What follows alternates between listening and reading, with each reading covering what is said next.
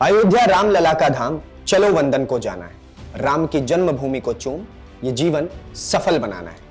यह गीत उस समय का है जब कार सेवक श्री राम मंदिर के लिए एक तरीके का युद्ध लड़ रहे थे। उस समय बड़ा सोचने में अच्छा लगता था कि जब राम मंदिर बनेगा तो अद्भुत दिखेगा, अविश्वसनीय दिखेगा, इतना खूबसूरत होगा कि जब हम वहां पे दर्शन करने पहुंचेंगे तो हमारी आंखें नम हो उठेंगी। ऐसा हुआ भी। हालांकि राम मंदिर पूरा बनकर के तैयार नहीं था, उसके बावजूद भी उसका उद्घाटन हुआ। चलिए वहां तक भी ठीक है। और अब जब राम मंदिर पे पहली बारिश पड़ती है तो वहां के कंस्ट्रक्शन साइट की पूरी पोल खुल जाती है। जिस अयोध्या के विकास के बारे में जो चर्चाएं हो रही थी, जिन सड़कों के बारे में बातें यह हो रही थी कि 24 घंटे में सड़क बना करके तैयार कर दी गई, आज उन्हीं सड़कों पर पानी भराया है।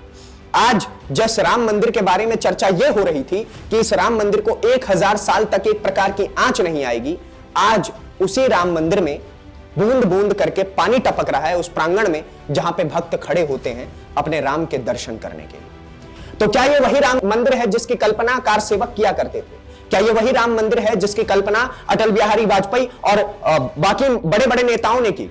क्या यह वही राम मंदिर है जिसकी कल्पना बड़े बड़े नेताओं ने यह सोच करके की थी कि यह बेहद खूबसूरत होगा? हालांकि यह राम मंदिर कुछ वैसा नहीं दिख रहा। आपको सबसे पहली तस्वीर आप देखिए कि जिस राम मंदिर गेट से, जो मेन गेट राम मंदिर का है, जहां से एंट्री करते हैं हम दर्शन करने के लिए, वहां पर घुटनों भर पानी भरा हुआ है।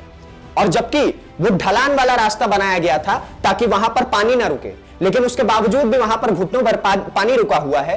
और भक्तों को किस प्रकार से जाना पड़ रहा है आप ये तस्वीरों में देख सकते हैं। दूसरा सबसे बड़ा सवाल, राम मंदिर के प्रांगण के ऊपर आते हैं, जहां पर भक्त खड़े होकर के अपने देवता, अपने आराध्य का दर्शन करते हैं। वहां पर बूंद बूंद कर पानी टपक रहा है और प्रांगण पूरा पानी से भर जाता है।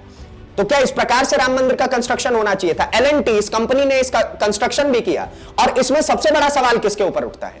भारतीय जनता पार्टी के बड़े बड़े नेताओं के ऊपर, जिन्होंने फीता काटने के लिए और आरती की थाल घुमाने के लिए सबसे अधिक आगे खड़े थे। उसके बाद सबसे बड़ा सवाल उठता है राम मंदिर के ट्रस्ट के ऊपर कि एक और तो आपका यह कहना था कि राम मंदिर बेहद मजबूत होगा और पूरा का पूरा कंस्ट्रक्शन साइट का आपने ब्यौरा करवाया था। बड़े बड़े पत्रकारों को एक समय पे आपने बुला करके दिखाया था कि ये राम मंदिर इस प्रकार से बना है, पूरा इसमें लोहे और सरिये का कहीं प्रयोग ही नहीं किया गया, पूरा पत्थर, राजस्थान के पत्थरों से बना हुआ मंदिर है।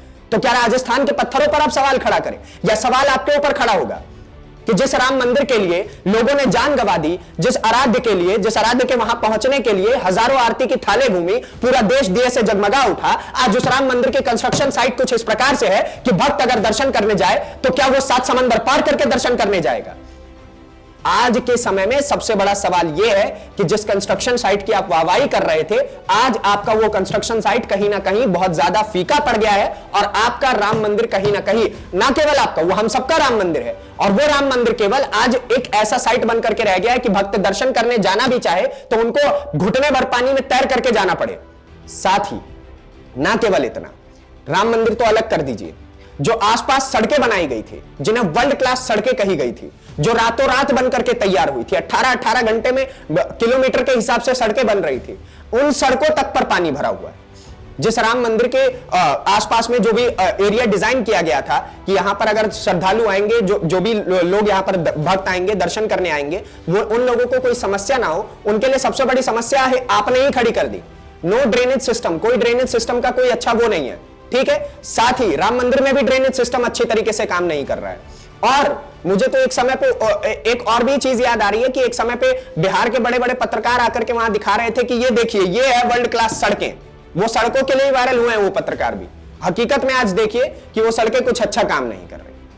मेरे आंखों के सामने ये सारी चीजें देख रहा हूं मैं, और मुझे बेहद दुख होता है कि मैंने 1 महीने तक राम मंदिर की रिपोर्टिंग की और उस समय पे जो राम मंदिर था, आज के समय पे वो राम मंदिर नहीं है। कंस्ट्रक्शन पूरा अभी हुआ भी नहीं है और उसके बावजूद भी 2026 तक कंस्ट्रक्शन पूरा होगा, और उससे पहले ही ये सारी चीजें हमारी आंखों के सामने आती है कि इस प्रकार से धराशायी होगा मंदिर, तो हमें बुरा लगेगा सर, और हम सवाल खड़ा करेंगे। और आपने जो जिम्मेदारी ली थी कि राम मंदिर सबसे उत्कीर्ण होगा, इस विश्व का सबसे उत्कीर्ण मंदिर होगा, वैसा कुछ नहीं नजर आ रहा है। और पानी जो सबसे बड़ी समस्या है, उसी में सबसे पीछे आप रह गए। तो आप सोचिए कि आपका कंस्ट्रक्शन साइट कितने अच्छे तरीके से काम कर रहा होगा। 6 इंजीनियर्स को आपने निष्कासित कर दिया, केवल इससे काम नहीं चलेगा।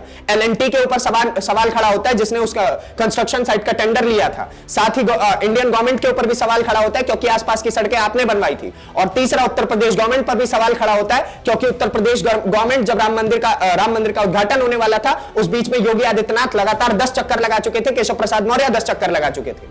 और ना केवल इतना, मैं सबसे बड़ा सवाल एलएनटी के ऊपर खड़ा करूंगा और राम मंदिर ट्रस्ट के ऊपर खड़ा करूंगा।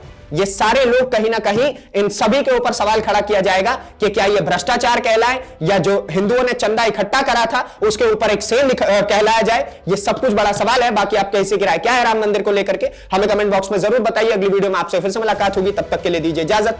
धन्यवाद, नमस्कार।